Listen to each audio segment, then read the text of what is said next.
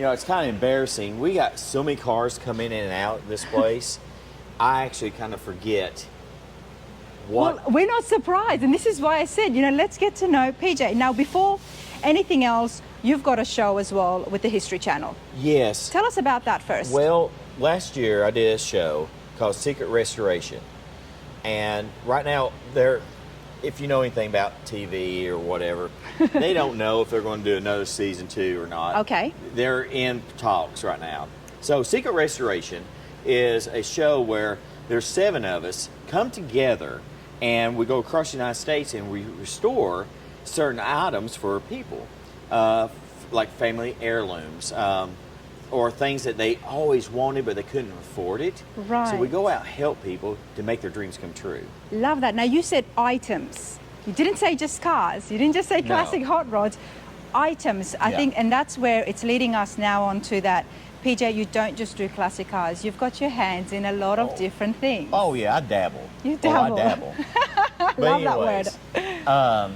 Yeah, on the show, I restored a fortune teller machine. Like, you remember the movie Big? Yep. Just like that. I did that. Okay. I did a motorcycle. I did do a Corvette on that show. But I also, oh my gosh, I did these animatronics. These robots, you know, from Chuck E. Cheese. Oh my goodness. So I had it, me and my co-host, Sarah, we had to make these things look like horses. Okay. And it plays music for a birthday party. Oh, that's awesome. Oh, it was creepy and different and weird. But I did Creepy's it. one word. I did it. But there was so many other items that I helped out behind the scene. Oh gosh, I can't. Where do I start? Where do you There was a start? jukebox. A jukebox, Yeah. okay. A video game, Marvel versus Capcom or some kind of What, arcade like game. those big arcade games? Yeah. I mean, there's a lot of electronics involved with Yeah. that. So you didn't just work on the body, but you Well, got inside, or? I dabbled a little inside. I'm not that good, I'll tell you that. A good friend of mine helped out on that project, but I did do the outside, made it look eye candy. Okay. So, okay. But yeah, there was all kinds of cool stuff. That's what I did on that show. Before that, I did another show with Tori Spelling called Craft Wars. Craft Wars. Okay. Yeah, I did a tree house. A tree house. Or a playhouse. That was the playhouse one. And it was a big success. They sold it to another school. It was crazy. And then I was on another show, Mud, Sweat, and Gears, spin-off from Top Gear, with Johnny and them. It was a competition deal. I was just a flunky on there. But I got to drive a ice cream truck. Oh, I've seen pictures of this ice cream truck. That's where I got it was a Mad Max Okay. urban warfare ice cream truck that we had to shoot and do different challenges with.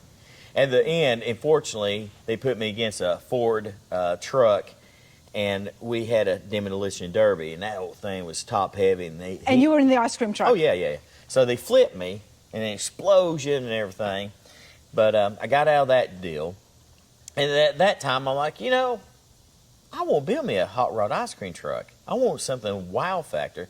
So I think it was almost 10 years ago now, I built one for SEMA. Okay. It was for the Exalted booth, and it was a big hit. They decided they was going to give ice cream out of it at SEMA wow. show. We gave out 3,000 ice cream in less than an hour. Wow. It was a bombshell. Well, that's just how crazy and busy SEMA is, which is where Rana's Radar is headed as well. Yeah. Just to put that in there, and it will be my first time, but it is busy. That number of ice creams given out. I'm very doubtful that you can see it in 5 days. Everything, every vendor in SEMA. If you do the gauntlet, I call it, to see all the vendors, it's practically impossible. I could imagine.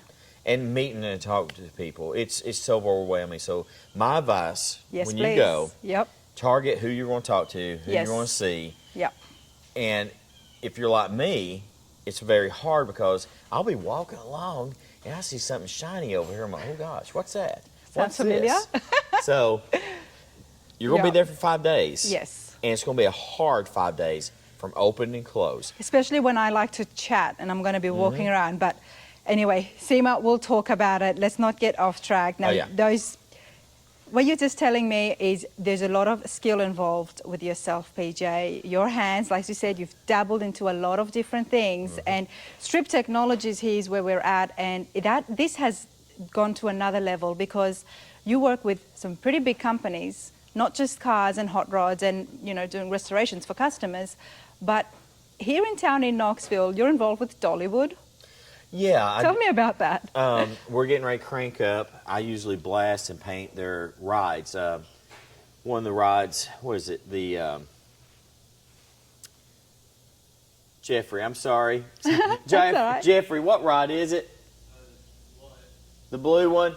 Dragon Flyer, that's it. Oh, that's a famous one. People love that. So I'm getting ready to start up, do the Dragon Flyer. Okay. I'm the guy that paints and or blasts and paints it for them every year. Wow. It comes to me.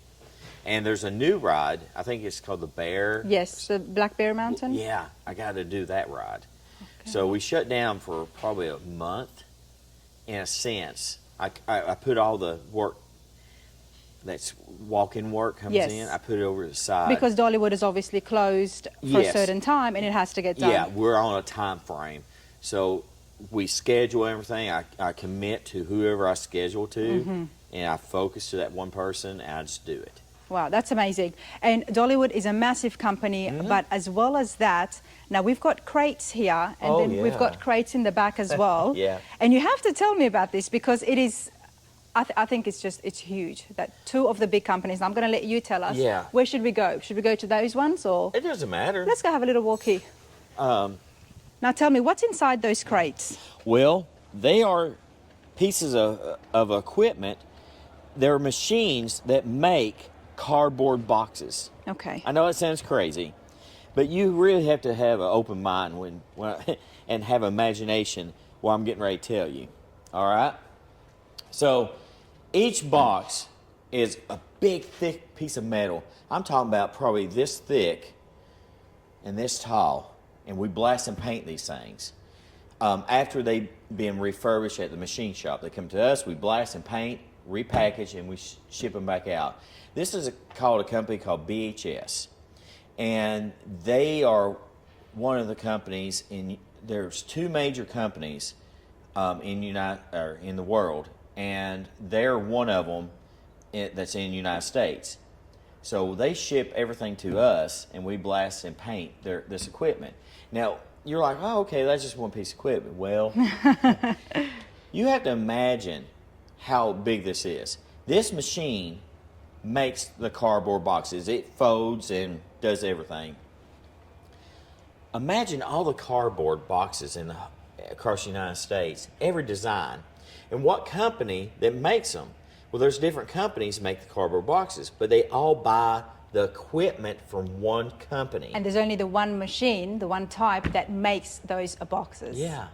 That's a massive company, let's just say the least. I mean, that is huge because only one type of machine, the ones inside these crates, make them, and then they send it out to all the different factories to use the machines to make the cardboard boxes that our life so high kind of depend on. It's a domino effect. It's like tiered. Where do you start? So you start here. And they bring it to you. Well, I'm sorry, let's back up. You start at the machine shop where they refurbish. They refurbish. They have to do it once a year, every year. So it's constantly, I do 5 units a week. Wow. That's blast and paint, 5 pieces of equipment. I have one guy dedicated, that's all he does. Just onto this. Yeah. So that's one company that I do. I do a lot of behind the scene companies. Now there's one company, I don't think they want me to tell, but you can read between the lines while I'm getting ready to tell you. Behind the scenes. There's a company that makes alternators, okay? Okay. This one alternator company, we blast and paint the alternators. And you're like, okay, just alternators. This is a big name that we all see and know and hear about it. And they sell to these other big companies in the car industry that if you get a painted alternator, if you open out one of their boxes of very well-known companies, and they're painted, they're pretty much sure they came from us. And you make the alternators? No, we don't make them. We only paint the housing. The housing, sorry. For the company. Yeah. That when they get it, they put them together. They come in boxes like this, but plastic.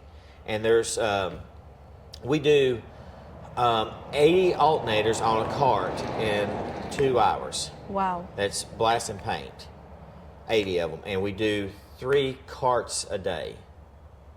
That is a lot. There's a lot of production So- here happening. Strip Technologies, how long has it been in operation for?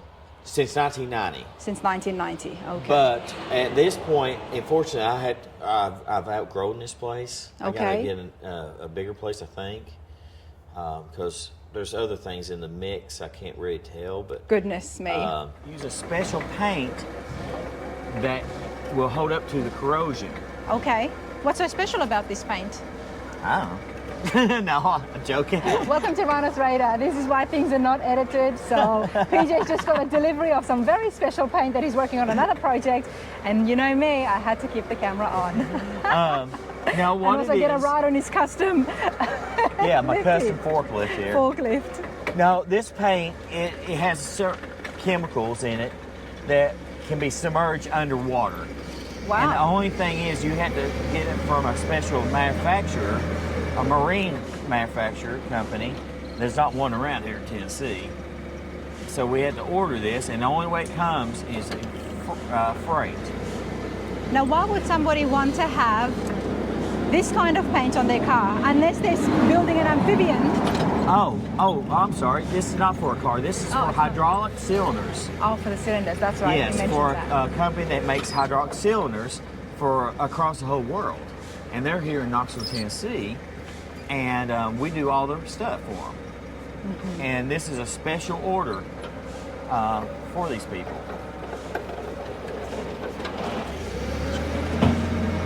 We'll get in here. Do I need to sign something? All right. Thank you. Right here on the left-hand side. All right, let's sign this. Does it matter? Oh, right there. Sorry. Thank you so much. Here's your paper trail. Get it started. All right. Have a good day. Thank you. Now, ain't that crazy? It costs so much money to ship that little box, and UPS or the post office, all these companies can't do it. It has to be a freight company because it's considered hazard. Because of the materials in it. Yeah, Wow. for hauling.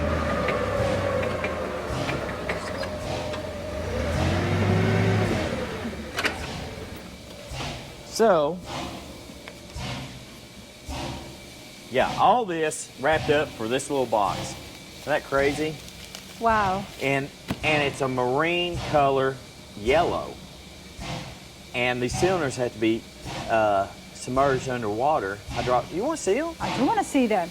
walk Come on, over here. PJ. I mean, this guy's working on theme park rides to, you know, industrial machines for making cardboards. Now we've got hydraulic cylinders. And also, the old traditional wooden or the metal gliders, we restore these. And I had to take this all apart, blast it, and then, but I'm gonna have this powder coated, and it's gonna look awesome. And this is, a lot of people have this done. I mean, it's surprising. It's very expensive. It's not like you think, oh, it's gonna be a couple $100. No, it's. So, which time was this from? What are we This looking could at be here? from the 40s to yep. 50s, 60s. It's just an old glider. Wow. But there's none out there anymore that's that kind of quality. Yeah, you can go buy a remad one, but it's not like But the this is, original. yeah, exactly. But anyways, I'm sorry. Here, we're like a butterfly. We're I jumping know, we everywhere. are. Well, that's life of PJ, right? Okay, the cylinders. So yeah. This is a hydraulic cylinder. So this was special design for, I can't tell you what company, but they are well known and they're worldwide known, and this will be going underwater. And Yeah, I can't tell you more. Fair enough. But anyways, they come to us, so you can see they're greasy. Yeah. We have to blast these things, and then we paint them, and then we'll bake it, and then we'll repackage and ship them back out. Wow. Isn't that crazy? It is crazy. How did you get yourself involved in such a variety of jobs? Questionable things. No, I'm joking. How? I mean, you got your hands in doing so many different things. Where does your passion lie most, PJ? That's a good question. What's my passion lying most? Everything. I love adventure. I love doing different things. I can't sit around. I don't like doing one thing all the time. That's why I kind of walked away from doing cars for a while. Yeah. I mean, I love cars, don't get me wrong. They're my passion. I grew up around them, but I had to have a break. But that's why it's easier to take the paint off than put the paint on. That's why I'm here at Strip Technologies. But I love doing unique things. I think it's interesting. I think everybody It's very interesting. I mean, I find it absolutely fascinating because these are things that we don't talk about and we don't see every day. No. Yet it's keeping the society going, it's keeping the companies going, and it's keeping the machines moving. And here it is, you're working on that. And in a way, I think you might get a giggle out of it because you might go somewhere and be like, oh, I know what's right underneath that. I worked on that. So whereas the ordinary person might not be able to do that. It's opened my scope of things in this business. Example, what has Strip Technologies done? Well, we do cars. Yeah. I've done buildings. Yes. Inside of the old buildings, inside the brick. Yeah. Tell us about that. Probably half of the buildings in the old city here in Knoxville, I've done. Oh my gosh, let's see what else. The last building I blasted was built in 1899. It's the old factory down here. The Coke, you said the heiress to the Coke factory? No, that's another job I'm doing. Oh, okay. I'm doing I'm restoring the metal cabinets that GE made in 1938 for the heiress of the Coca-Cola family.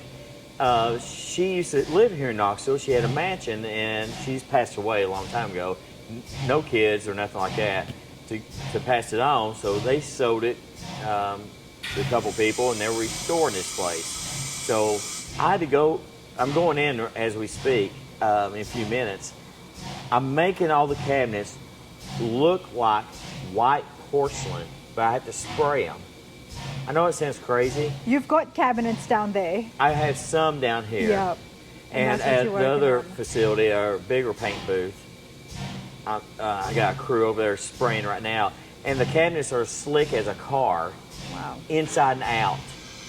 I take it to a different level. And well, we're definitely going to see that because as part of coming here at Strip Technologies is we're going to explore B-Rod and Custom. Oh yeah.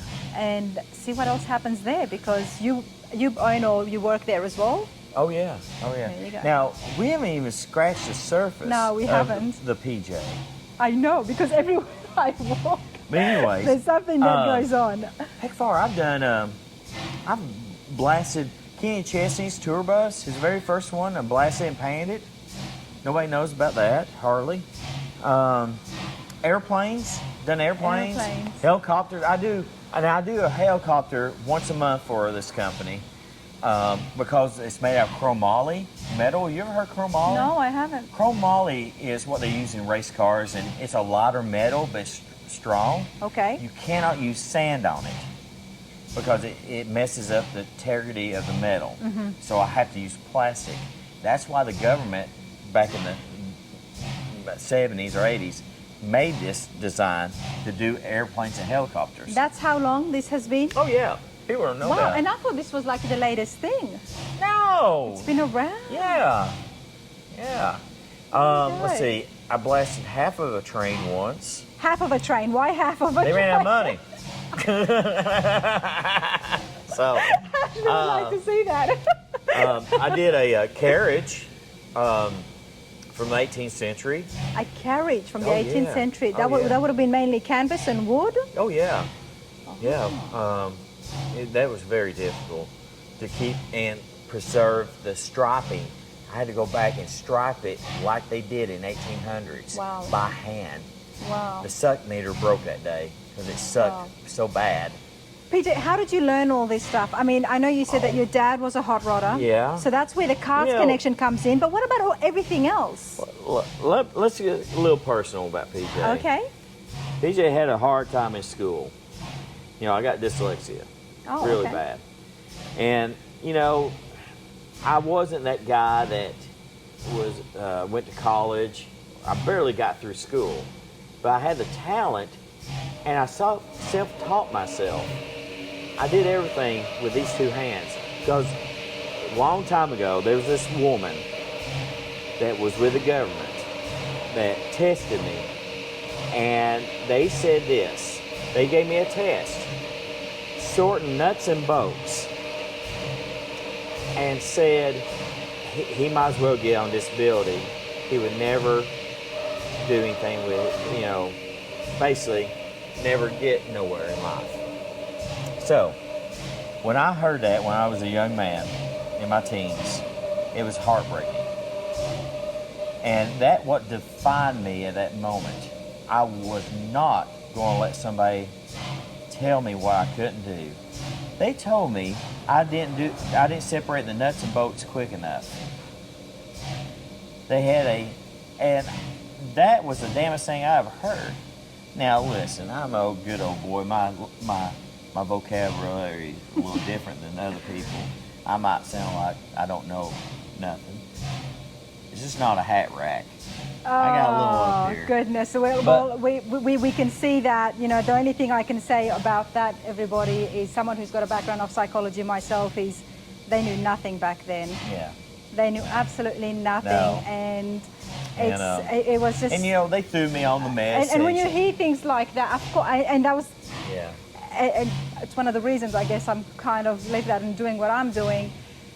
It aggravates me. Yeah. When I hear stories like that, you know, same thing as with younger kids, you know, putting them on all these ADHD pills if Yeah. somebody's excited. Well, they and it's- experimented on me back then. Yeah. You know, there was one time they shaved my head and put these electrodes on my head and trying to figure my brain waves out. Oh. Because they said this is part of it. I know. Oh, I'm telling you, I'm sorry, but the field of psychology, it's just, it was especially a the early nightmare days. for me.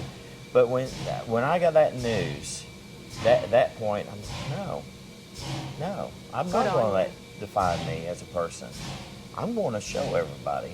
And since then, I've been taking off. I've done a little everything. I've been very blessed. Oh my gosh, lucky, blessed, whatever you want No, to you're call it. skilled though. You're skilled because you know that motivated you, that kicked you off, and you wanted to try different things. But if you didn't have the skills and the brain behind it, you would not have been able to accomplish it. You would have just started a lot of different projects, but you have accomplished a lot. Yeah, I A have. lot. And listen, I know better than nobody else. I've screwed up so much. I can't tell you how many times, but I learn from my mistakes. Exactly. And you will too. I will be doing a lot of learning in that sense. So, but hopefully you have friends and people around you who want you to succeed and will guide you in the right way to succeed, and not kind of learn from their mistakes. And you're going to have an awesome time doing this card. You know, this interview it's getting personal as well, and I'm getting so blessed each month, each week, living here in Tennessee, meeting all these people who are just being like I said, you know, when we spoke about it with Eric on that podcast, I'm not from a hot rodding family. Like I have fallen into this, and I love the passion, and I'm so blessed that I've got people around me coming in my path who are from in this industry. And not only that, all of you lot sitting at home supporting my channel, because you know, you can tell I'm not sugarcoating it here. I don't know too much, but I am learning. And in this last year, I have learned so much. I came into the car shows looking for a 57 Bel Air. Really? And I did not know too many other classic cars. And I was like, yep, that's my favorite classic car. I want to see it up front, which we did at the Tri-5 Roundup. Anyway, but since then, I have learned so much about so many other classic cars and about the shows, and just getting deeper and deeper. And as I do, one thing that I love is the car people, Oh yeah. the car culture, most helpful people around, and super blessed. But you know, PJ, you are very skilled, and you know, we're hitting the surface like you said, but there's a lot that's going on here, and you are expanding the building as well. Oh yeah. Yeah, I have to, because I got other things I can't really tell you right now. I know. There is a lot of things happening in the background. There's a lot more entertainment, you know, some shows and stuff, but we will get in touch about that more. Oh, I'm going to, what's getting ready to come up, Yep. hopefully next year or two, I'm going to, you might see me on the national news. It's going to be crazy. If it works out, I'm trying not to, I'm excited about it. I'm excited too. I don't want to blow it. I don't want to jinx it. Yeah. Whatever that. I don't know what it does. Double jinx. But everybody has said one thing very clearly, is that PJ is creative, and not just creative, he's got the skills to back it up. And just being in here in your shop today, mate, I mean, just looking around from everything and from the people and the companies that you are involved with down to the creativity behind things, all I can say, I'm super excited. Oh yeah, and I think at this point, from this point forward on your journey with this vehicle, your eyes are going to be opened up to so many different things, and that's the beauty about this build. I don't want you to just think it's just another truck build. It's my first truck build. I can't even say another. True, but I want you to experience other ventures out of it. Like when I do a car, it's crazy. I'll go find parts places that nobody ever would think, like Ace Hardware, little knobs and stuff. Right now, if you go look at my 32, I drive every day. Oh my God, can we do that before this interview finishes? You know, I checked out the Roadster as soon as I walked in here, drove in here, but this is PJ's daily, everybody. Let's take a look. It's nothing fancy. It's just a good old hot rod, but 32 Ford. Yeah, a little high boy. I love this thing. You know, like I said, it's nothing fancy, just a good, clean hot rod. And I built this in 5 months. This was a quick build. 5 months? Yeah. And I thrashed on it tremendously. And the story behind this, let me tell you, I know we're running out of time. Well, you're on Rana's radar. You have to tell me the story behind this. Okay. Now, the interior is not completely done, so... It looks good, but, you know, excuse me. But the story behind my little car, and I think in 97, I used to work with Bobby Alloway. Who? Bobby Who's that? Alloway. And... we know Bobby. We've got a couple of videos. I will put links to check out his collection and the man, Bobby Alloway. At the time, I was helping Bobby. I was doing some body work for him on the Speedstar Coupe. Okay. The plug, not the master plug. Yeah. Not the Roadster. Not the Roadster. Yeah. He already did the Roadster. At that point, I came along. I helped him, you know, with the top and doing other thing. Funny story. You know, bear in mind, this is the plug. So it doesn't matter. We wasn't going to use it. We were going to throw it away. Okay. And when you do a plug, you Bondo it up and shape it. And just something quick. I was working on the roof. He kept on coming over to the body shop and said, PJ, you got to put more crown. I'm like, Bobby, I'm putting gallons of Bondo in this thing. I'm trying to put a nice crown in it. He said, PJ, you're not putting enough crown. I don't know what I'm doing. And I bent over, got some sandpaper, looked in. The top was sinking in, and it was that thick of Bondo. Oh, my goodness. I put a 2x4 in there. You probably don't want me to tell that story, but I couldn't believe it because we never thought that much, you know, because I was going so quick. The Bondo was so hot. I was doing a gallon or 2 gallons at a time because I was mixing it that quick and going. So I was like a jackrabbit on a blind date. I was just getting it on that car. So anyways, I did that. So at the time, Rat's Glass was making Bobby's cars. This was the plug for the lengthened doors and some modified pieces that They did. It was a Bobby Special 32 Roadster Designs with partnership with Rat's Glass. And but this car was done right. So anyways, I got this from Bobby in 97. And I had a great hopes, you know, like everybody else. And I had this car in my garage at the house. I don't know, 7 years went by. And a good friend of mine, a friend of my dad's, Benny Clockfelter, loved the man, just a good, wholesome person if you ever met somebody. He'd come up, visit me and stuff. At the time, I had a little convertible Volkswagen Bug. It was candy blue, yellow, orange flames. I had 17 by 9s, Americans on the back, 4s on the front, red interior, dragging the ground. The motor blew up in it. And Benny had a motor, and he's like, I said, Benny, I really need that motor. He said, oh, well, I really need that 32. I said, well, I don't know, Benny. And he's like, well, I expect to give you some money. I said, tell you what, Ben, you've been a good friend. I'm going to give you that car for that Volkswagen motor. So we did our deal. And, you know, it was a body and frame. It was a body or frame. This is it right here, yep. So Benny took it last year. Benny came to me. And he not doing so good. And he's like, you know, I'll never finish the car. It's still the same. Won't you come get it? I said, well, what do you want for it? He said, BJ, I want you to have it. You just take it. I said, no, Benno, we need to do something. So we kind of worked a deal out. I helped him on some projects. So I got this car. And I thought, you know, I'm just going to build me a beater. I don't care. Yeah. I'm just going to prime it. Because I'm at that point, and you'll learn this if you're in the car world, and all you guys out there have your own garages, you're like, oh, you know, I'll put this part away, and one day I'll build me a car. Well, that's what I did. All them years, I put parts away. I'm like, yeah, one day I'll build me something. Well, that day came. Wow, it did come. And I had all these 32 parts, or street rod parts laying around. So I threw this thing together.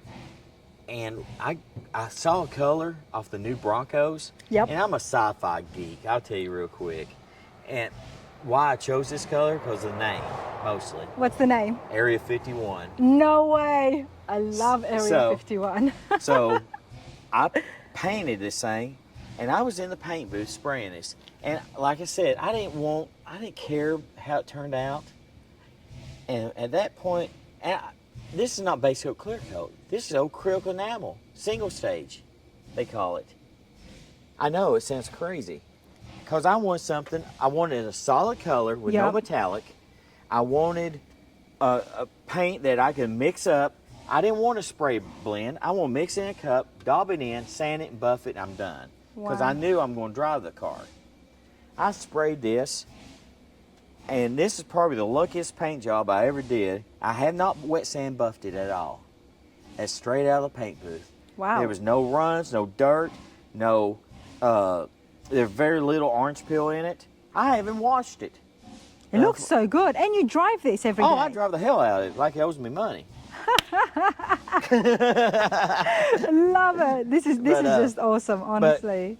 But, you know, it's nothing fancy. I know some guys are, well, that's a Ford. It should have a Ford motor. Listen, I had a 350 gave to me. I'm going to do what I gotta exactly. do. And you know what? The 350s are so reliable. Yeah. And if you're driving it across the country, you can get Exactly. parts for it easily. It's nothing fancy. It's just a small block Chevrolet. And I didn't even paint my intake yet. Nice. Nothing. It's just a nice, clean motor, you know. And why I painted it gold, at the time when I first did this car, I had a set of true knockoff kidney beam wheels, and they was anodized gold, and I still got them. It all matched and it looks good, but I had these wheels. I'm like, I'll run these for a little bit. Oh, this is something trick. What is it? It looks like a drum brake. Yeah. It's not. It's a disc brake. These are old drum brake, and I cut and gutted it out and cut that and bolted it right there and put a disc brake on it to make it look like a disc brake car. Wow. And all this is all powder coated. I really couldn't afford at the time chrome because it's very expensive. And you know, there's nothing wrong with a powder coat front end. I wanted the cast look. Did you feel that? That is an industrial powder coat. You feel the texture? Yeah. It hides a lot of stuff. Oh, that's so cool. God, I'm getting so many ideas, and this is what happens when I see cars. And, This is pretty neat. Oh, another thing. I didn't want carpet because I don't have a top. If I get caught in the rain, I don't care. I'm gonna keep on going. I bed line the inside, the floor. I'm sorry, it's nasty, but that's bed liner. Bed liner. Truck bed liner. And I got drains in the corners. I was just going to say, and you've got drains as well. And these are the seats that we make for the C1 Corvettes.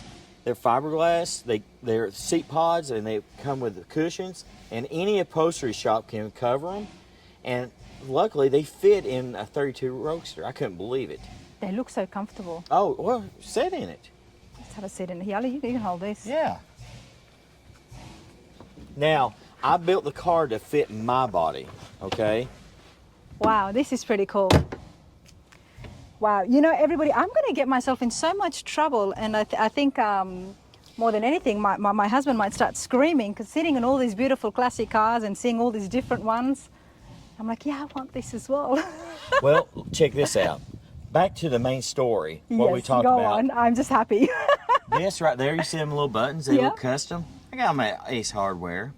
And I made these glove boxes. Oh, this is so that cute. one's a little tight, but this one right here, this comes down, this comes out, and my flat screen TV comes up for my Get out of GPS here. so I can travel. Well, this is your daily. You need these things, right? You Well, need when I these go on things. trips, now listen, I've drove this thing for going on 4 months. So what is this, 3-speed? No, it's automatic. It's low cars. Actually automatic? Yeah, 350 turbo. Now, bear in mind, I've drove this thing for 4 months now. Yeah. And it's just now turned 2,000 miles on it. Where have you been traveling? Everywhere. Hell, I go out and enjoy life. Where is your starter? Where's your ignition? Oh, everything's under the dash. I hide everything. That's pretty cool. I like that idea. I'm all about hiding things as well. And so I this is still neat. got to get Very the door neat. panels made. A good friend of mine, Steve Holcomb, he's going to do that for me. He did my seats for me. With this color on the doors, it would look really Oh, good. yeah. I want something pleasant, but, clean looking. And I don't have it on here right now, but I have a original Tennessee 1932 license plate tag that goes to this car. You have to put that on it. Well, I got it. I just haven't done it yet. Oh, man, there's so many details on this car. It's crazy. And like I said, now, inside the trunk, it's not slick. But, you've got room. I got my trunk. But I bought that gas tank off Amazon. Ain't that crazy? For like $175. I couldn't believe it. Love it. And one thing, I do a lot of product testing for companies. This is Excess Power Battery's new Titan 8 battery. Wow. You want to talk about great product. That's your plug. Anyways, no joke. This is a great battery. And you can pick it up with 2 fingers. And you can mount it anyway. You can mount it upside down if you want. It's the new lithium battery. Hey, that thing, I accidentally left the lights on one time. I thought I ran the battery down. No, it held up. The battery is one of those things where everybody always wants to hide it somewhere. Yeah. And if you've got one that you can flip over and put on You can do sideways, anything upside with that down. battery. That's probably the best battery out there in my opinion. Now there's Altman, but I really like that battery. Okay. It's small, it's compact, it works. I've had no trouble out of it. I mounted it. It was simple. And the attachments on the side, it's one of them, somebody actually thought this through. Yeah.